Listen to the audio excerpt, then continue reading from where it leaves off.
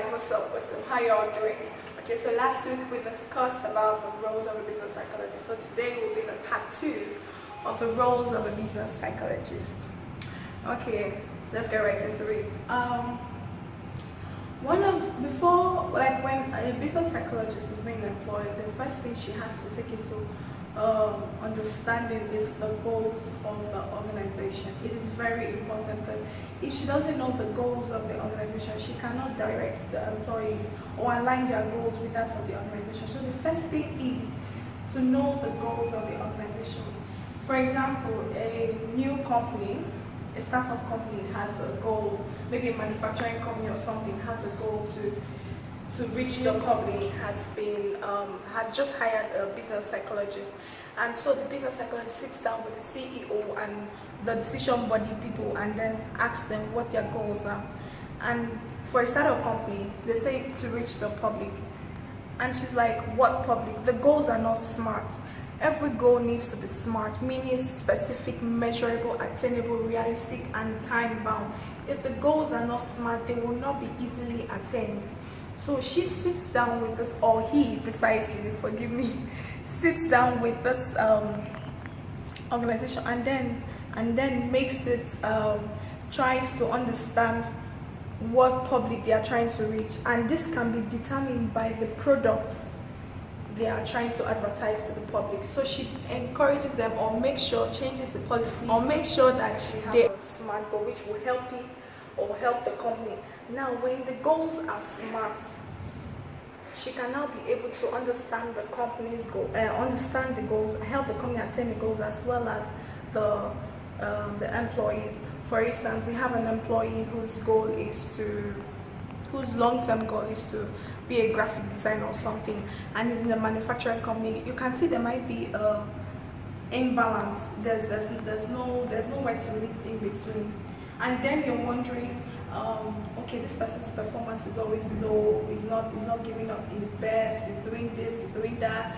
But the business psychologist coming into the company will realize after sitting with this particular member of staff, sees that, oh, okay, your aim and goals are for this company, not for this company. So how is there a way we can meet? There is no in between. Sometimes you have to let the staff go, and sometimes some of the staff will be so excited to be gone after all, that, oh, okay, this is why I am unhappy, this is why I'm sad, I need to go and find or do that which is fulfilling to me. Now that's one of the goals or roles of a business psychology. Now the goals become, the organizational goals now are specific. It's time bound, a smart goal. Maybe it's a female manufacturing company and they want to produce, or they are producing maybe tampons or whatever female products. Now the smart goal will be to reach the female, all females or most female in their current location, to reach the females in their host country instead of a wider gap. Let's start with the one that is time limited. Now this is a smart goal. It's specific, it's measurable, and it has a time frame. And now this organization, she also has to understand if this organization is in it for the long or short run. So everything comes together once the goals are smart.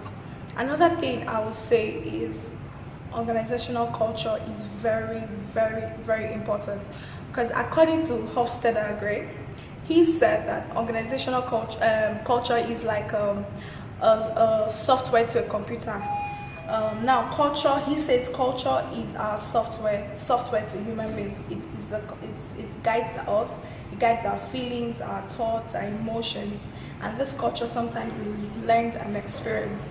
So now organizational cultures are very important, or industrial organizational psychologist has to understand the organizational culture of this company that just hired her. For instance, because sometimes there can be a clash between the goals and the organizational culture. Take for instance, a company, like I said, a manufacturing company wants to reach the public, and yet, you know what I mean? Wants to reach the public, and yet they have a high power distance. How is it going to work?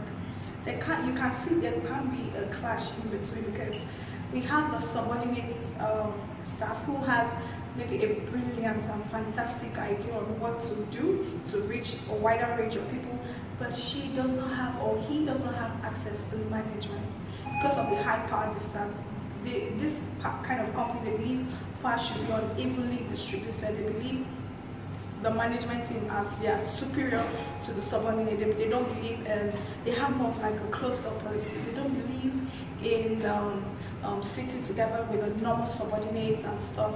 So this particular subordinate, or should I say staff, that has such a fantastic idea will find it very hard or even scared to walk up to the management team to tell them, oh, I have such a great idea. And what happens?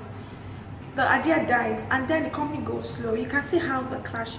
For a company that wants to reach a wide range of people, I don't think high power distance is the right culture to go. It should be more of a low power distance, whereby they have open door policy, where the management or any of the subordinates can walk into the CEO or management team and then discuss ideas, solutions, and come up with plans and policies, or even whereby the management team sits or dines together with the subordinate in the maybe canteen or whatever it is, that it's just a policy, a low power distance that brings and merges both the subordinate and the team together.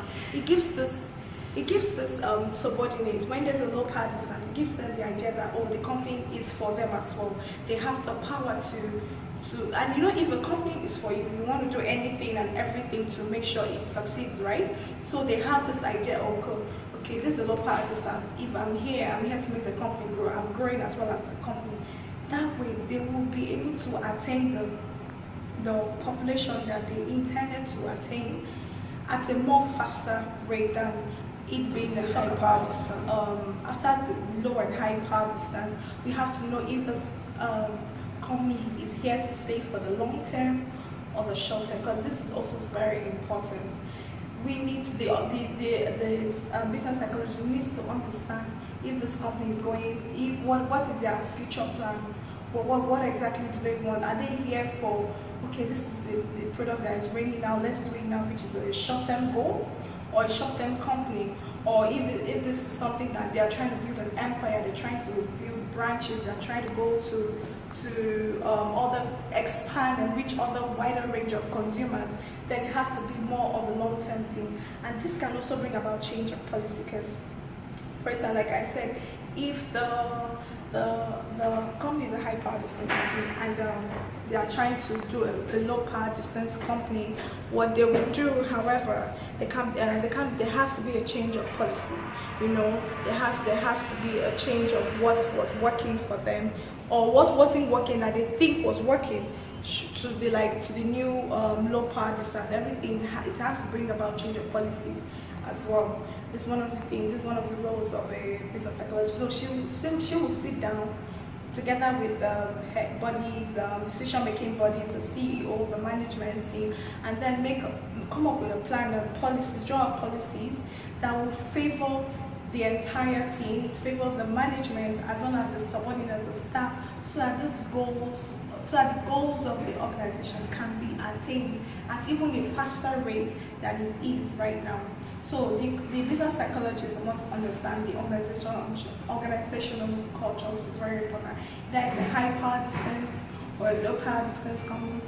That is a long term or a short term. Either is a feminist or a masculine manufacturing company that's producing female things, and then their organizational culture is masculine culture. It doesn't. There is this. You can see the clash.